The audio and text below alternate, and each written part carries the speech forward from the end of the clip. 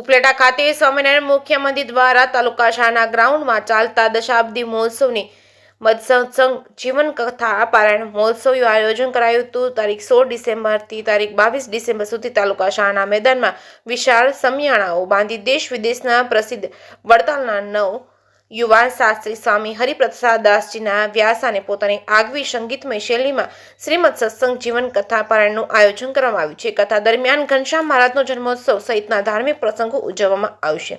આ પ્રસંગે સૌરાષ્ટ્ર ગુજરાતભરમાંથી ધામેધામથી સંતો પધારશે તેમજ રાજકીય તેમજ સામાજિક સેવાકીય ધાર્મિક આગેવાનો ઉદ્યોગપતિઓ વેપારીઓ અધિકારીઓ અને વડતાલ તથા જૂનાગઢ સહિતના મંદિરના ટ્રસ્ટીઓ તેમજ દેશ વિદેશમાંથી સત્સંગીઓ પધારેલ છે। આ પ્રસંગે પંચકુંડી યજ્ઞ તેમજ બ્રહ્મચર્યાસી અભિષેક સંત પૂજા અન્નકૂટ તેમજ વ્યાખ્યાનમાળા તેમજ શાકોત્સવ સહિતના ધાર્મિક ઉત્સવ ઉજવવામાં આવશે। આ મહોત્સવના અધ્યક્ષ વડતાલના ગાદીપતિ પૂજ્ય રાકેશ પ્રસાદ મહારાજના ઉપાધ્યક્ષ ધોરાજીના પૂજ્ય મોહન પ્રસાદજી સ્વામીના તેમજ ખાંભાથી પધારેલા વિષ્ણુ પ્રસાદ સ્વામી દ્વારા રસોડા વિભાગ સંભાળવામાં આવ્યો છે। જે કેસની ગુજરાતી સાથે અર્શી આહિર ઉપલેટા તીર્થધામ ઉપલેટાના આંગણે પરમ વંદનીય પૂજ્યપાદ ધર્મનંદન સ્વામીના અધ્યક્ષ સ્થાને ઘનશ્યામ મહારાજને જે પધરાવીને 10 વર્ષ પૂર્ણ થાય છે, એટલે દશાબ્દી મહામહોત્સવ ધામધૂમથી ઉજવાઈ રહ્યો છે। હજારો લોકો એની અંદર કથાનો લાભ લઈ રહ્યા છે અને બપોરે અને સાંજે મહાપ્રસાદ પણ હજારોની સંખ્યામાં ભક્તો લે છે। એટલે મારી આપ સૌને વિનંતી છે, ઉપલેટાવાસીઓને, વહેતી ગંગા આપણે ગામને આંગણે પધારી છે, તો આ ભગવાનની કથા રૂપી ગંગાની અંદર સ્નાન કરવા અવશ્ય આવજો। કારણ કે ભગવાનની કથા સાંભળીશું તો આપણામાં સંસ્કાર, આપણું જીવન બદલાશે, આપણા વ્યસનો છૂટશે, આપણી માથાકૂટો કેટલી બધી છૂટશે, આપણા કેટલા હજારો પ્રશ્નોનું સોલ્યુશન આ પરમાત્માની કથામાંથી મળશે। એટલે તમામ ભક્તોને મારી વિનંતી છે કે આ કથાની અંદર આવી આપણે આપણા આત્માનું પણ કલ્યાણ કરવાનું અને આપણા જીવનનું પણ સારું કરવાનું।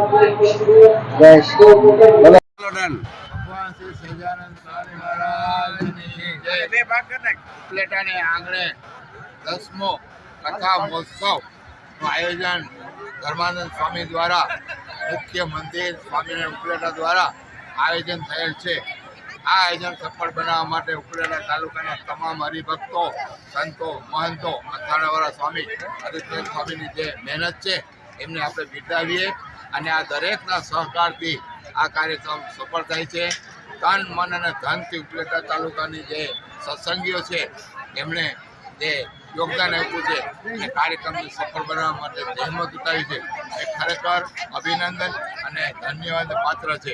અમૂલ્ય પ્રસાદ અન્નપૂર્ણા દેવી જે આપણા અસ્તિત્વનો સવાલ છે એ રસપાન કરે છે કથાનું, સાથે એ પેટની જે અન્નપૂર્ણા દેવી છે એનું સંતોષ કરે છે, એ બદલ પણ આપણે એને આવડું મોટું કાર્ય, અઠવાડિયાનો એક દિવસ સત્સંગ, એને માટે જો મહેનત ન હોય, સંશોધન ન હોય, સહકાર ન હોય તો સફળ ન થાય।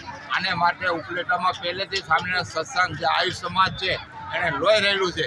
એમાં ખાસ કરીને સુવા પ્લોટ કે જેમના 3 પેઢીના સત્સંગ આવેલ છે, એ ઉપરાંત વિક્રમ ચોક છે, ચકલી ચોરા ગ્રુપ છે, દ્વારકાધી સોસાયટી છે, નાગનાથ ચોક છે, આ બધા મિત્ર અને અમે ખાસ કરીને જીરાબાની બહેનો, એમાં આપણે સરખામણી કરીએ તો બહેનોની જે વ્યવસ્થા એ ધન્યવાદ આપીએ કે જીરા બ્લોક વોટ છે, વિક્રમ ચોક છે, ચકલી ચોરા, એ બહેનોએ સખત મહેનત કરી અને કાર્યક્રમને સફળ બનાવવા માટે આવડી મોટી વ્યવસ્થા ઉઠાવી છે, એ બદલ આભાર માનીશ। અને બીજા નંબરમાં ખાલી માત્ર કથા નથી પણ આની સાથે સત્સંગ, ભગવાન શ્રી સ્વામિનારાયણ ભગવાને જે શિક્ષાપતિનું જ્ઞાન આપ્યું છે કે બાળકોને નિર્વ્યસની બનાવીએ, તંદુરસ્ત બનાવીએ, એટલે આપણી પેઢી છે એ સત્સંગને જાળવી રાખે અને આ દેશ છે એનો ગૌરવ। જય સ્વામિનારાયણ। ઉપલેટાના આંગણે ઉપલેટા મુખ્ય મંદિર સ્વામિનારાયણ મંદિર ધર્મનંદન સ્વામી અમારા કોઠારી સ્વામી તરફથી દશાબ્દી મહોત્સવ ઉજવાઈ રહ્યો છે।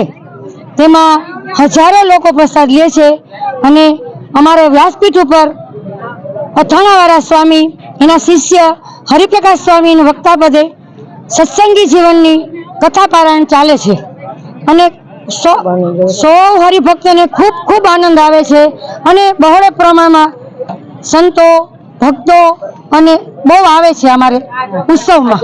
અને પ્રસાદ એ બંને ટાઈમ પ્રસાદ સમસ્ત, હા, ઉપલેટા ધુવાડા બંધ છે, આજુબાજુનો વિસ્તાર બધો બે ટાઈમે ખૂબ લાભ લે છે।